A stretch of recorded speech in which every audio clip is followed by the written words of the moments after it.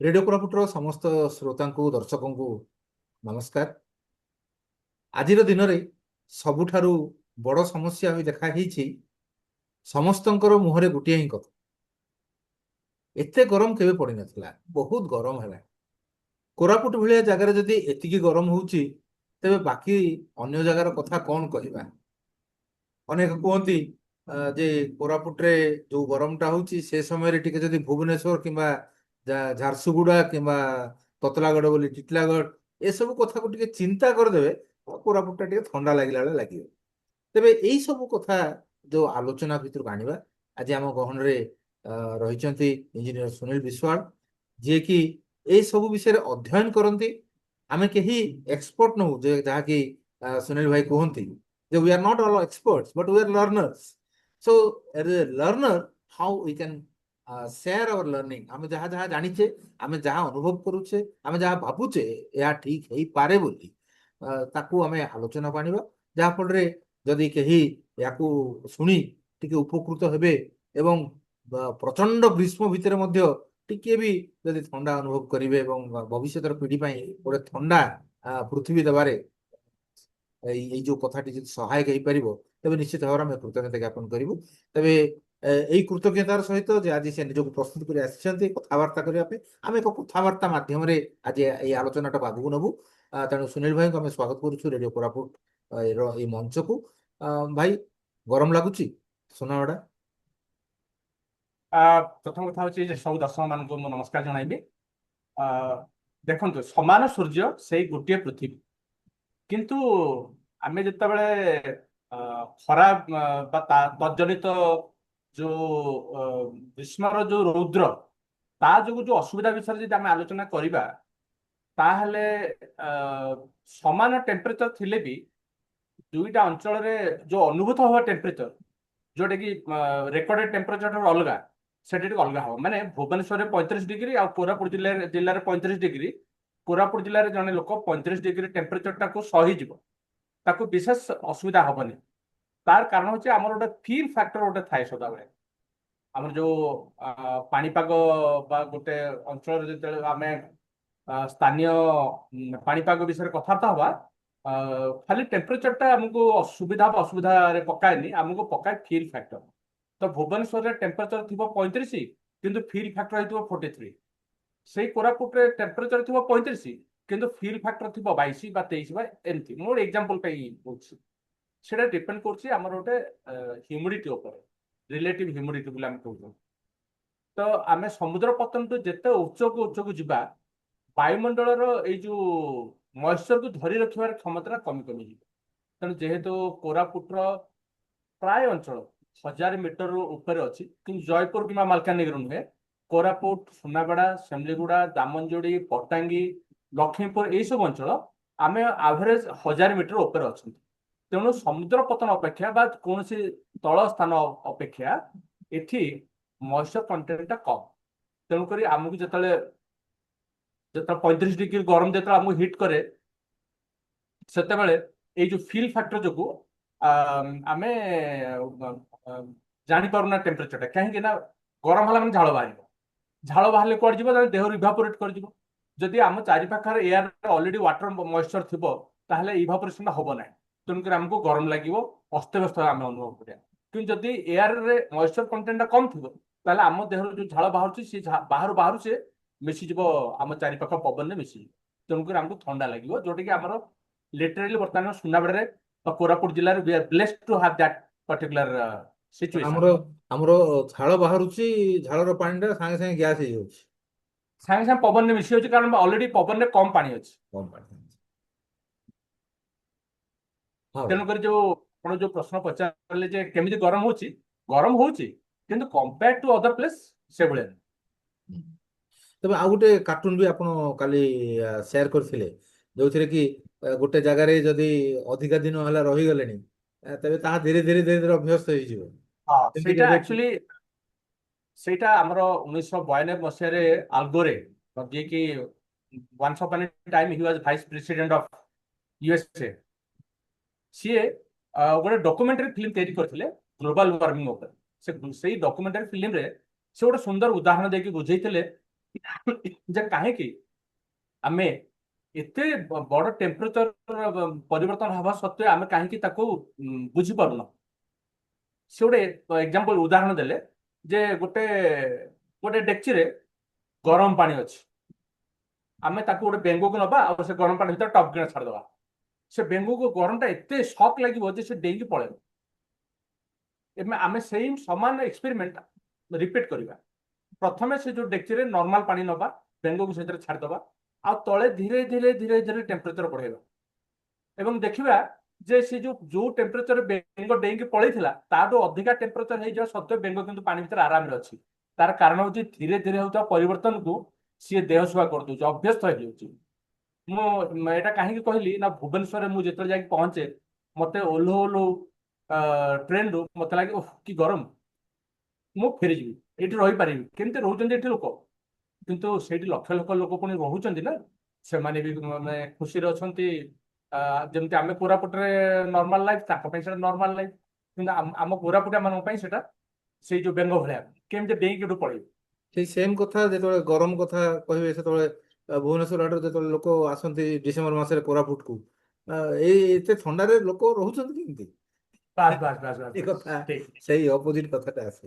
ଆଉ ତେବେ ଅନ୍ୟ ବର୍ଷ ଅପେକ୍ଷା କୁହାଯାଏ ଯେ ଏ ବର୍ଷ ଟିକେ ଗରମଟା ଟିକେ ଚାରିଆଡେ ଅଲଗା ଲାଗୁଛି ଏବଂ ବହୁତ ଉଚ୍ଚ ମାନର ମାନେ ତାପମାତ୍ରା ଅଧିକା ଅଛି। ବର୍ତ୍ତମାନ ତ ଚାରିଆଡେ 44 45 ହେଲାଣି। ଆନ୍ଧ୍ରପ୍ରଦେଶରେ ତ 46 47 48 ଚାଲିଛି। ତେବେ ଏ ବର୍ଷ କଣ ସ୍ୱତନ୍ତ୍ର କିଛି ହେଇଛି ନା କଣ? ଯୁଦ୍ଧ ଯୁଦ୍ଧ ପାଇଁ ଏତେ ଗରମ ଆକ୍ଚୁଆଲି ହେଇଗଲା କି? ଯୋଉମାନେ ଯୋଉମାନେ ପାଣିପାଗ ବିଶେଷଜ୍ଞ ସେମାନେ ଗୋଟେ ଗୋଟେ ୱାର୍ଲଡ ଆଇଡ ଫିନୋମିନାନ, ମାନେ ବିଶ୍ୱବ୍ୟାପୀ ଗୋଟେ ବ୍ୟବସ୍ଥା, ସେ ବିଷୟରେ କଥାବାର୍ତ୍ତା ହୁଅନ୍ତି। ବ୍ୟବସ୍ଥା କଣ କହିଲେ, ବ୍ୟବସ୍ଥାର ଗୋଟେ ତ୍ରୁଟି, ଯୋଉଟା କି ମୁଁ ଏକ୍ଜାକ୍ଟ ମସିହା କହିପାରିବିନି। ଯୋଉମାନେ ତାକୁ ସେଇ ଯୋଉ ତ୍ରୁଟିଟାକୁ ଯୋଉମାନେ ପ୍ରଥମ ଥର ପାଇଁ ସେ ଯୋଉ ପ୍ୟାଟର୍ନ ଟାକୁ ଯୋଉମାନେ ଚିହ୍ନିଲେ ଏବଂ ତା ସହିତ ଯୋଡ଼ିଲେ ଯେ ବିଶ୍ୱବ୍ୟାପୀ ଆବନର୍ମାଲ ରାଇଜ ଇନ୍ ଟେମ୍ପରେଚର ସହିତ ଯୋଉମାନେ ଯୋଡ଼ିଲେ, ଯୋଉମାନେ ତାକୁ ଯୋଡ଼ିଲେ ଯେ ମନସୁନ ଟା କେମିତି ନର୍ମାଲ ହବ, ମାନେ ନର୍ମାଲ ହବ ବା ହବ ନାହିଁ, ତା ସହିତ ଯୋଉମାନେ ଯୋଡ଼ିଲେ ସେମାନେ ତାର ନାଁ ରଖିଲେ ଏଲ ନିନୋ। ଏଲ ନିନୋ ଯଦି ଲିଟରାଲି ତାକୁ କୁହାଯାଏ ଯେ ଚାଇଲ୍ଡ ଅଫ ଖ୍ରୀଷ୍ଟ। ତ ପାସିଫିକ ଓସିନ ଉପରେ ଗୋଟେ ପର୍ଟିକୁଲାର ପ୍ୟାଟର୍ନ ଅଫ ଟେମ୍ପରେଚର ଏବଂ ପର୍ଟିକୁଲାର ପ୍ୟାଟର୍ନ ଅଫ ମାନେ କ୍ଲାଇମେଟିକ ମଡେଲ, ତାକୁ ସେମାନେ ନାଁ ଦେଲେ ଏଲ ନିନୋ। ଏବଂ ସାରା ପୃଥିବୀର କ୍ଲାଇମେଟ ଦେଖିବା ପାଇଁ ଗଲେ ଗୋଟିଏ। ତେଣୁ ପ୍ରଶାନ୍ତ ମହାସାଗର ଉପରେ ହେଲା ବୋଲି ଆମେ ତା ଦ୍ୱାରା ଆଫେକ୍ଟେଡ ହବାନି, ସେମିତି ନୁହେଁ। ଏଇ ବର୍ଷ ସେ ଯୋଉ ଏଲ ନିନୋ ପ୍ରଭାବଟା କିଛି ବର୍ଷ ଅନ୍ତରରେ ସେଟା ରିପିଟ ହୁଏ ଏବଂ ଯୋଉ ବର୍ଷ ଏଲ ନିନୋ ପ୍ରଭାବଟା ପଡେ ବା ସେଇଭଳିଆ ପ୍ୟାଟର୍ନ କ୍ରିଏଟ ହୁଏ, ସେଇ ବର୍ଷ ଭାରତ ପାଇଁ ଆମେ ଦେଖିଛନ୍ତି ଯେ ମନସୁନଟା ଡେଫିସିଏଣ୍ଟ ରେନ୍ ହୁଏ ଏବଂ ଟେମ୍ପରେଚର ବଢେ। ଏଇ ବର୍ଷ କୁହାଯାଉଛି ଯେ ଏଲ ନିନୋର ଇଫେକ୍ଟଟା ସର୍ବାଧିକ ରହିବ। ତେଣୁକରି ପ୍ରଥମ କଥା ଯେ ସ୍ୱାଭାବିକ ମୌସୁମୀ ଠାରୁ କମ ବର୍ଷା ହବ ଏବଂ ଟେମ୍ପରେଚର ରାଇଜ ହବ। ଅଲରେଡି ଆମେ ଏକ୍ସପିରିଏନ୍ସ କରୁଛୁ। ତେବେ ବର୍ତ୍ତମାନ ଏଇ ଯୋଉ ପ୍ରଚଣ୍ଡ ଗରମ ଆସୁଛି, ଇଏ ଆମର ଏଇ ଯୋଉ ଇରାନ ଯୁଦ୍ଧ, ଏସବୁ ଯୁଦ୍ଧର ପ୍ରଭାବ କିଛି ପଡୁଛି କି?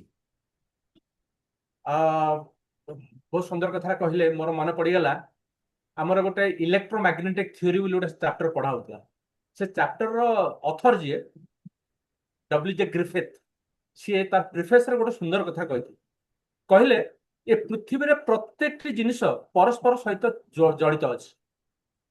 ଉଦାହରଣ ସ୍ୱରୂପ ସିଏ ସିଏ ଲେଖିଛନ୍ତି ଯାହା, ଉଦାହରଣ ସ୍ୱରୂପ ଯଦି ଦକ୍ଷିଣ ମେରୁରେ ଗୋଟେ ପ୍ରଜାପତି ଯଦି ଡେଣା ଫଡଫଡ କରେ, ତାହେଲେ ହୁଏତ ତାର ପ୍ରଭାବରେ ଉତ୍ତର ମେରୁରେ ଝଡ ତୋଫାନ ହେଇଯାଇପାରେ। ଆମେ ମାନେ ଏତେ କନେକ୍ଟେଡ। ତେଣୁ ଇରାକରେ ଯୁଦ୍ଧ, ମାନେ ଇରାନ ସହିତ ଆମେରିକା, ୟୁକ୍ରେନ ବା ପୃଥିବୀରେ ଯୋଉଠି ଯୋଉଠି ଯୁଦ୍ଧ ହଉଛି, ଯୁଦ୍ଧରେ ସେଇ ଯୋଉ ଆମର ଯୋଉ ପର୍ଯ୍ୟାବରଣ ଯୋଉଟା, ହଁ, ତାର ନିଶ୍ଚିତ ଭାବରେ ତା ପ୍ରଭାବ ପଡିବ। ନ୍ୟୁକ୍ଲିୟର ୱାର କଥା ତ ଛାଡନ୍ତୁ, ନ୍ୟୁକ୍ଲିୟର ୱାର ହେଲେ ଆମର ଆସିଯିବ ଗୋଟେ କୁହାଯାଏ ୱିଣ୍ଟର ଆସିଯିବ, ଗୋଟେ ମାନେ ସୁପର ୱିଣ୍ଟର ଗୋଟେ ଆସିବ। ନ୍ୟୁକ୍ଲିୟର ୱାର କଥା ଆମେ ହଉନାହାନ୍ତି, ନର୍ମାଲ ୱାରଫେୟାରରେ ବି ୟେସ୍, ତା ଯୋଗୁଁ ବି ଆମର ଇଏ ଉପରେ ପ୍ରଭାବ ପଡିବ। ତେବେ ଏଇ ଯୋଉ ବଢି ଚାଲିଛି, ଗରମ ବଢି ଚାଲିଛି, ଅ, ଦିନକୁ ଦିନ ଆମର ବଢି ଚାଲିଛି।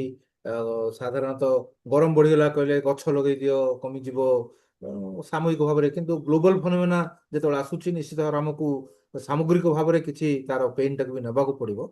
ତେବେ ଆମର ଯୋଉ ଏଇ ଯୋଉ ବ୍ୟବସ୍ଥା ଏଇ ସବୁ ସମୟରେ ଆମେ ନିଜକୁ କେମିତି ସୁରକ୍ଷିତ କେମିତି ରଖିବା, କେମିତି ମାନେ ଇଏ କରିପାରିବା। ଆମର ପାରମ୍ପରିକ ଭାବରେ ଭାରତୀୟ ଯୋଉ ଭୂଖଣ୍ଡରେ ଏଇ ଯୋଉ ଗରମ କଥା ତ ନୂଆ ନୁହଁ, ଅନେକ ସମୟରେ ବି ଅନେକ ଗରମ ଅନୁଭବ କରିଛନ୍ତି। ତେବେ ସେଇ ଗରମ ହେଲା ସମୟରେ କେମିତି ନିଜକୁ ସୁରକ୍ଷିତ ରଖୁଥିଲେ ଗାଁ ଗଣ୍ଡାରେ? ସେତେବେଳେ ତ ଏସି ନଥିଲା, ଯେ ଏବେ ଏବେ କଥା କହିଲେ ଧାଇଁକି ପଳେଇ ଯାଉଛନ୍ତି ଏସି ଭିତରକୁ, କାର ଭିତରକୁ ପଳେଇ ଯାଉଛନ୍ତି, କାରରେ ଘଣ୍ଟା ଘଣ୍ଟାରେ ବସି ପଡୁଛନ୍ତି ଏସିରେ।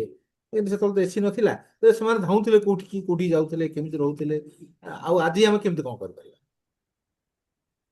ଦେଖନ୍ତୁ, ମାନବ ସଭ୍ୟତା ବହୁତ ପ୍ରାଚୀନ ଏବଂ ସବୁ ଦେଶରେ ବା ସବୁ ମହାଦେଶରେ ତାଙ୍କର ଅବସ୍ଥିତି, ତାଙ୍କର ଯୋଉ ବିଶ୍ୱରେ ତାଙ୍କର ଅବସ୍ଥିତି ନେଇକି ତାଙ୍କୁ ପାଣିପାଗ ଜନିତ ଏଇ ଯୋଉ ଏକ୍ସଟ୍ରିମ କେସେସ୍ ଗୁଡାକୁ ଟ୍ୟାକଲ କରିବା ପାଇଁ ଗୋଟେ ଷ୍ଟ୍ରାଟେଜି ଅଛି ବା ଗୋଟେ ସେମାନଙ୍କ ପାଖରେ ଗୋଟେ ଉପାୟ ଅଛି।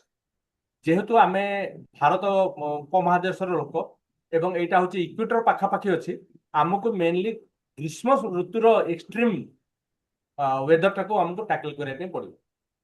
ତାକୁ ଧରିକି ଆମ ଖାଦ୍ୟ ପାନୀୟ ସବୁ ତିଆରି ହେଇଛି, ତାକୁ ଧରିକି ଆମ ସମାଜରେ ଗାଁ ଗହଳିରେ ଗଛ ଲଗେଇବା, ବରଗଛ ଲଗେଇବା। ବରଗଛଟା ଏଇ ପାଇଁ ଲଗାଯାଏ, ଧରନ୍ତୁ ଅନ୍ୟ ଗଛ ଲଗେଇଲେ ତାର ପତ୍ର ଫାଙ୍କ ଦେଇକି କିଛି ମାତ୍ରାରେ ଖରା ପଡିପାରେ, କିନ୍ତୁ ବରଗଛର ଛାଇ ହଉଛି ମାନେ ଏକଦମ ପୁରା ଛାଇ।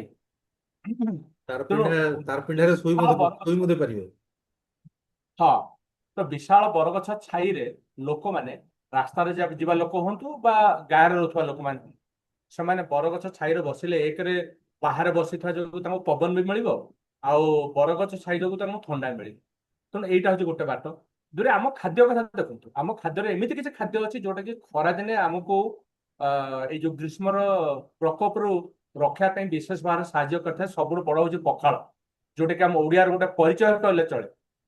ତେଣୁ ପଖାଳ ବା ତା ତୋରାଣୀ, ଦହି ପାଣି ବା ଏମିତି ବିଭିନ୍ନ କଥା ଅଛି, ଲେମ୍ବୁ ସରବତ, ଏମିତି ବିଭିନ୍ନ କଥା ଅଛି। ଆମେ ତାକୁ ଖାଇବା ଏବଂ ଗଛ ଛାଇରେ ବସିବା, ଯୋଉଟା କି ଆଜିକାଲି ସ୍ୱପ୍ନ ହେଇଗଲାଣି। ମୁଁ ଖାଲି କହୁଛି ସେଟା, ମାନେ କହିଲା ବେଳକୁ ମୁଁ ଭାବୁଛି ଭୁବନେଶ୍ୱରରେ ଜଣେ ଲୋକ କୋଉ ଗଛ ଛାଇ ଯାଇ ବସିବ। ଆପଣଙ୍କ ଘର ସାମ୍ନାରେ ଗଛଟିଏ ଅଛି, ଆଁ? ବଡ ଗଛ। ଆପଣଙ୍କ ଘର ହଁ ସାମ୍ନାରେ ବଡ ଗଛଟିଏ ଅଛି। ହଁ ୟେସ୍ ୟେସ୍, ମାନେ ମୋ ଘରେ, ମୁଁ ମୁଁ ଦେଖେଇବି ଟିକେ କ୍ୟାମେରା, ମୋ ଘରେ ଯୋଉ ଏସି ମେସିନ୍ ଲାଗିଛି ମୁଁ ତାକୁ ଏପର୍ଯ୍ୟନ୍ତ ଅନ୍ କରିନି। ଅନ୍ କରିନି ମାନେ କଣ, ତାକୁ ଯେହେତୁ ରିସେଣ୍ଟଲି ସିଫ୍ଟ କରିଛି, ତାର ପ୍ଲଗ ପଏଣ୍ଟ ଯାଇ ତାର ପାୱାର କନେକ୍ସନ ମାନେ ନାହିଁ। ତେଣୁକରି ଆବଶ୍ୟକ ପଡୁନି, ଏମିତିରେ ଘୋଡେଇକି ଶୋଇବା ପାଇଁ ପଡୁଛି, ସବୁ ଭୋର ଭୋର ଘୋଡେଇକି ଶୋଇବା ପାଇଁ ପଡୁଛି। ତ କୋରାପୁଟ ଲୋକମାନେ ଆକ୍ଚୁଆଲି ବ୍ଲେସ୍ଡ ସେ ଦୃଷ୍ଟିରୁ ଏସି ଦରକାର ନାହିଁ। ଆଚ୍ଛା, ବାଇ ଦ ୱେ, ଆମର କେଚେଲାର ସେ ଯୋଉ ସ୍କୁଲ ଅଛି, और କେଚେଲାରେ ଗୋଟେ ସ୍କୁଲ ଅଛି, ମୀରା ବିଦ୍ୟାଳୟ ଅଛି, ମୀରା ଯୋଉଥିରେ ମୀରା କି ସ୍କୁଲ। ଇଲେକ୍ଟ୍ରିକ କନେକ୍ସନ ନାହିଁ, ଫ୍ୟାନ୍ ଲାଗେ ନାହିଁ ଟୋଟାଲି। ଏବଂ ସେଠି ମୁଁ ଯାଇଥିଲି ଏବେ 2-3 ଦିନ ତଳେ ଯାଇଥିଲି, ରହିଲି 3 ଘଣ୍ଟା, একদম ଖରା ବେଳେ ରହିଲି। ମୋର ମନେ ପଡ଼ିଲାନି ଯେ ଏଠି ଫ୍ୟାନ୍ ନାହିଁ, ମତେ କିଛି, ମୁଁ ମାନେ ଏକଦମ ନର୍ମାଲ ଇଏ ମତେ ଲାଗିଲା ସେଠି। ଆ, ଏବେ ମୁଁ ଜଣେ ରାଜ୍ୟର ଜଣେ ବରିଷ୍ଠ ଇଞ୍ଜିନିୟର ସହିତ କଥାବାର୍ତ୍ତା ହଉଛି, ରିଟାୟାର୍ଡ ଇଞ୍ଜିନିୟର। ସିଏ 1970-75ରୁ 80 ଯାଏ ଥିଲେ ସୁନାବେଡାରେ। ସିଏ କହିଲେ ଯେ ସେତେବେଳେ କୋରାପୁଟ ଜିଲ୍ଲାରେ କେବଳ ଜୟପୁରରେ ଫ୍ୟାନ୍ ଦୋକାନ ଥିଲା। ଫ୍ୟାନ୍ ଜଣେ କିଣିବା ପାଇଁ ଚାହିଁଲେ କିଣିପାରିବ। ସୁନାବେଡାରେ ଫ୍ୟାନ୍ ଆବଶ୍ୟକ ନଥିଲା, ଫ୍ୟାନ୍ ନଥିଲା। ଆମ ମାନେ ଘର, ସିଏ ସିଏ ରିଟାୟାର କଲେ ସର୍ବୋଚ୍ଚ ଯନ୍ତ୍ରୀ ହେଲା। ତେଣୁ ସୁନାବେଡାରେ ତାଙ୍କ ସମୟରେ ସିଏ ଥିଲେ ଅନ୍ତତଃ ପକ୍ଷେ ଆସିଷ୍ଟାଣ୍ଟ ଇଞ୍ଜିନିୟର ଥିବେ। ସେ କହିଲେ ଯେ ଆମର ଘର ମାନଙ୍କରେ ଫ୍ୟାନ୍ ନଥିଲା, ଫ୍ୟାନ୍ ଦରକାର ହଉନଥିଲା। ଫ୍ୟାନ୍ କିଣିବା ପାଇଁ ହେଲେ ଆଗତୁରା ଅଗ୍ରିମ ଦେଲେ ଜୟପୁରରେ ଗୋଟେ ଦୋକାନ ଆଣିକି ଦଉଥିଲା। ଏବଂ ଆମର କେବଳ ଏକଦମ ସିନିୟର ଇଞ୍ଜିନିୟର ମାନଙ୍କ ଘରେ ଫ୍ୟାନ୍ ରହୁଥିଲା, ଯୋଉଟା ଆମେ ଏବେ ଏସି ରେ କନଭର୍ଟ କରିଦେଇଛୁ। ହଁ, ଜୟପୁରରେ ଫ୍ୟାନ୍ ଦରକାର ହଉଥିଲା, କିନ୍ତୁ ସୁନାବେଡା, କୋରାପୁଟ, ପଟାଙ୍ଗୀ ନୋ ଫ୍ୟାନ୍। ତ ତେବେ କୁଆଡେ ଗଲା ସେ ବର୍ତ୍ତମାନ ବର୍ତ୍ତମାନ କଥା କହିଲେ ଏସି ଲଗାଉଛନ୍ତି, ତେବେ ଏସି ର ବ୍ୟବହାର କେମିତି କରିବା କଥା, ତାର ଲିମିଟେସନ କେମିତି ରହିବା କଥା? ଦେଖନ୍ତୁ, ଆପଣ ଯଦି ଏୟାର କଣ୍ଡିସନର କଥା କହିବେ, ଆମେ ଏୟାର କଣ୍ଡିସନର ଟେକ୍ନିକାଲ ବିଷୟରେ ଯଦି କଥାବାର୍ତ୍ତା ହବା, ତାହେଲେ ଆମ କଥାବାର୍ତ୍ତାର ଦିଗ ଅନ୍ୟ ଆଡକୁ ଯିବ। ଯଦି ଆମେ ସାଧାରଣ ଭାବରେ, ସାଧାରଣ ବ୍ୟବହାରକାରୀ ହିସାବରେ କଥାବାର୍ତ୍ତା ହବା, ତାହେଲେ ଆମର ଯୋଉ ଜିନିଷଟା ଆମେ ଡିସ୍କସନ କରିବା କଥା ସେଇଟା ମୁଁ କହିବା ପାଇଁ ଚାହୁଁଛି। ଦେଖନ୍ତୁ, ଏୟାର କଣ୍ଡିସନର ହଉଛି ଗୋଟେ ହିଟ୍ ଇଞ୍ଜିନ। ହିଟ୍ ଇଞ୍ଜିନ କହିଲେ, ଯେକୌଣସି ଇଞ୍ଜିନ ଯେତେବେଳେ ଚାଲେ, ସିଏ ଗୋଟେ ୟୁଜଫୁଲ ଟାସ୍କ କରେ, ଆଉ ହିଟ୍ କୁ ସିଏ ମାନେ, ଗାଡି ଚାଲିଲେ ଇଞ୍ଜିନ ଟା ଗରମ ହେଇଯାଏ। ଗାଡି ଚାଲିବାଟା ହଉଛି ଦରକାରୀ କାମ, ହିଟ୍ ହେଇଯିବାଟା ହଉଛି ଅଦରକାରୀ କାମ। ତ ଆପଣ ଯେକୌଣସି ଜିନିଷ ଦେଖନ୍ତୁ, ଆମେ ଯଦି ଦିଟା ପାପୁଲି ଘଷିବା ହାତ ଗରମ ହେଇଗଲା, ମାନେ ଯେକୌଣସି କାର୍ଯ୍ୟର ଏକ୍ସପ୍ରେସନ ହଉଛି ହିଟ୍। ଏୟାର କଣ୍ଡିସନର ଏଭଳିଆ ଗୋଟେ ଜିନିଷ ଯିଏକି ଏଇ ଯୋଉ ହିଟ୍ ଟାକୁ ନେଇକି ଆମକୁ ଦବ କଣ, ହିଟ୍ ଟା ନେଇଗଲା ପରେ ବଳିବ କଣ, ଥଣ୍ଡା। ତେଣୁ ହିଟ୍ କଣ ମାନେ ଏୟାର କଣ୍ଡିସନର ଗୋଟେ ଜାଗାକୁ ଥଣ୍ଡା କରିବା ପାଇଁ ସେଇ ଜାଗାର ଗରମଟାକୁ ବାହାରକୁ ଛାଡ଼ିଦେବ। ବାହାରେ କିଏ ରହୁଛନ୍ତି, ସାଧାରଣ ଲୋକ ରହୁଛନ୍ତି। ତେଣୁ ମୁଁ ଯେତେବେଳେ ଏୟାର କଣ୍ଡିସନର ୟୁଜ କରିବି, ସେତେବେଳେ ମୋ ଘରେ ମୁଁ ଥଣ୍ଡା ରହିବା ପାଇଁ ମୋ ପଡୋଶୀକୁ ମୁଁ ଗରମରେ ରଖିବା ପାଇଁ ଛାଡ଼ି ଦଉଛି। ତେଣୁ ଆମେ ସମସ୍ତେ ସେ ଦିଗରେ ସଚେତନ ହବା କଥା। କିନ୍ତୁ ଏଇଟା ହଉଛି ସାମାଜିକ କଥା, ଏଇଟା ଗ୍ରହଣ ଯୋଗ୍ୟ ହେଇପାରେ ନ ହେଇପାରେ। ତାପରେ ଆମେ ଯିବା ହିଟ୍ ଏୟାର କଣ୍ଡିସନିଂ ର ବ୍ୟବହାର ପାଇଁ। ଏୟାର କଣ୍ଡିସନର ହଉଛି ଗୋଟେ ଏନର୍ଜି ଇଣ୍ଟେନ୍ସିଭ ଡିଭାଇସ୍। ମାନେ ଏୟାର କଣ୍ଡିସନର ଆମ ଘରେ ଲାଗୁଥିବା ସବୁ ଉପକରଣ ଠାରୁ ଅଧିକା ବିଦ୍ୟୁତ ଶକ୍ତି ସିଏ ଖର୍ଚ୍ଚ କରୁଛି। ଏବଂ ଯଦି ଗୋଟେ ଏୟାର କଣ୍ଡିସନର କୁ ଆମେ ପ୍ରପରଲି ୟୁଜ ନ କରିବା, ସିଏ ଆମ ପକେଟକୁ ଯେତିକି ମାନେ ଖାଲି କରିଦବ। ଯଦି ଆମେ ତାକୁ ପ୍ରପରଲି ବ୍ୟବହାର କରିପାରିବା, ତାହେଲେ ଆମକୁ ଆଉ ଟିକେ କମ ବାଧିବ। ତେଣୁ ସେ ବିଷୟରେ ମଧ୍ୟ ଲୋକ ସଚେତନ ହେବା ଦରକାର। ସିଏ ଆଉ ଗୋଟେ ବିଷୟ, ଗୋଟେ ଆମ କଥାବାର୍ତ୍ତାର ସମୟସୀମା ଟିକେ ପ୍ରଲମ୍ବିତ ହେଇଯିବ। ମୁଁ ଜାଣିନି ଆମେ ସେ ବିଷୟରେ କଥା ହେବା କି ନାହିଁ। ମାନେ ଏୟାର କଣ୍ଡିସନର ଲଗେଇଲା ବେଳକୁ ମଧ୍ୟ ସମସ୍ତେ କୁହନ୍ତି ଯେ 18କୁ ଆଣି ଦିଅନ୍ତୁ ନାହିଁ, 24-25 ରଖନ୍ତୁ। 18ଟା ଠିକ ନୁହେଁ, ଦେହ ପାଇଁ ଠିକ ନୁହେଁ। କିପ୍ ଇଟ୍ ଆଟ୍ 24-25 ବୋଲି ମୋତେ କୁହନ୍ତି। So judicious use of air conditioner.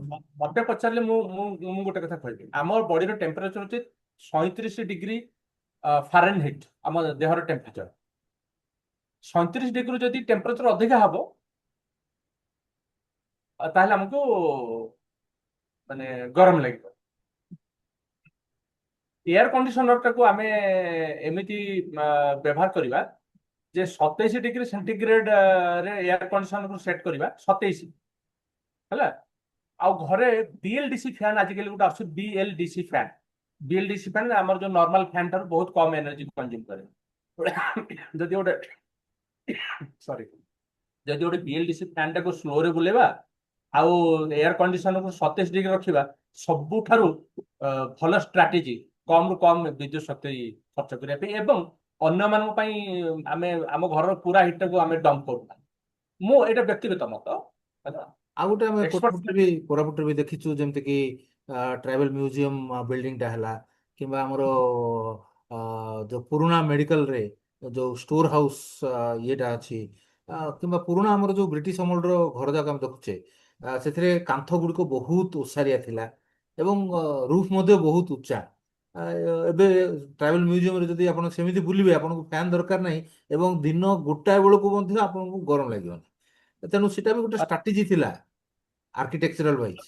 ଆମର ପାରମ୍ପରିକ ଯୋଉ ଘର ତିଆରି କୌଶଳ, ଯୋଉଟା ଇଭେନ ମୁଁ ଆମ ଗାଁରେ ବି ଆମେ ସବୁ ଯୋଉ ଘର ତିଆରି କରୁଥିଲୁ, ସେ ଘରର ଯୋଉ ଡିଜାଇନ, ସେଇଟା ବିନା ଇଲେକ୍ଟ୍ରିସିଟିରେ ସୁବିଧାରେ ରହିବା ପାଇଁ ତିଆରି କରାଯାଇଥିଲା। ଆଜିକାଲି ଆମେ ସେଇଟାକୁ ଆମେ ତ୍ୟାଗ କରିସାରିଲୁଣି, କାରଣ ଆଜି ପ୍ରଥମ କଥା ହଉଛି ଜାଗାର ଅଭାବ।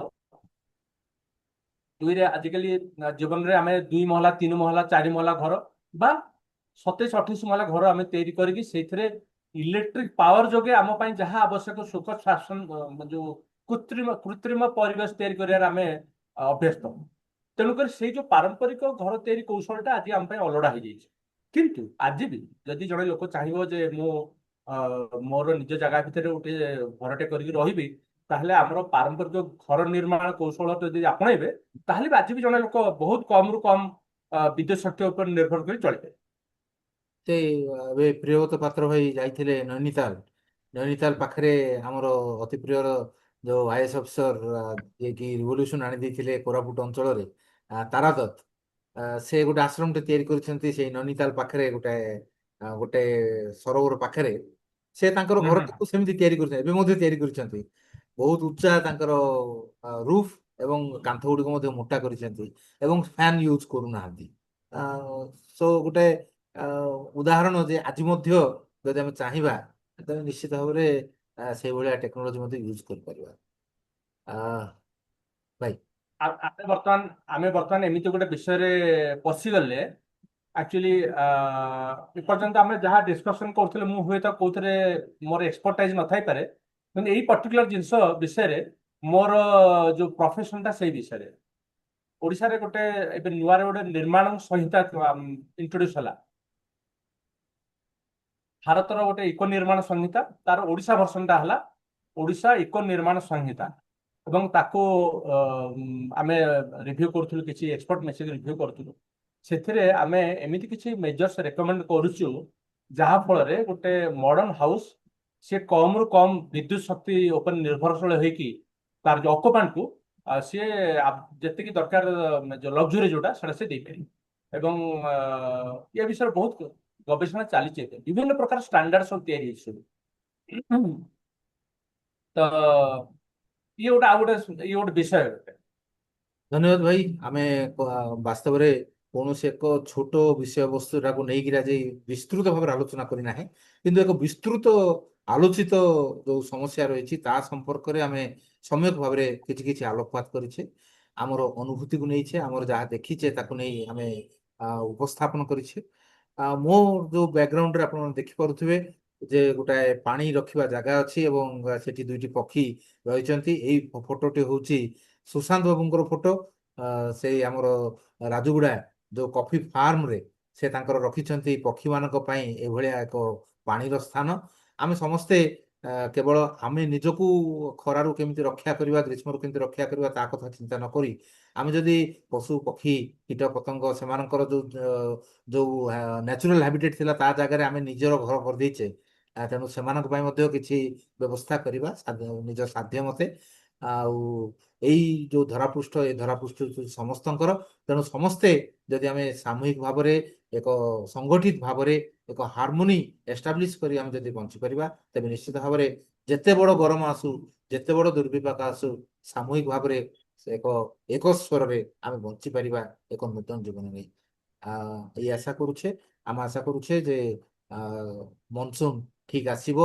ଆଉ ଯୋଉ କମ ବର୍ଷା ହବ ବୋଲି ଆମେ ଆଶଙ୍କା କରୁଛେ ତାହା ନ ହୋଇ ସାଧାରଣ ବର୍ଷା ହବ ଏବଂ ଚାଷୀ କୂଳ ହତାଶ ହେବେ ନାହିଁ, ଆମେ ଖାଦ୍ୟ ଠିକ ସମୟରେ ପାଇବା। ସୁନୀଲ ଭାଇଙ୍କ ପାଖରେ ଆମେ କୃତଜ୍ଞତା ଜଣାଉଛୁ ଏତେ ସୁନ୍ଦର ଭାବରେ ଆଲୋଚନା କରି ଆସିଥିବା ଯୋଗୁଁ।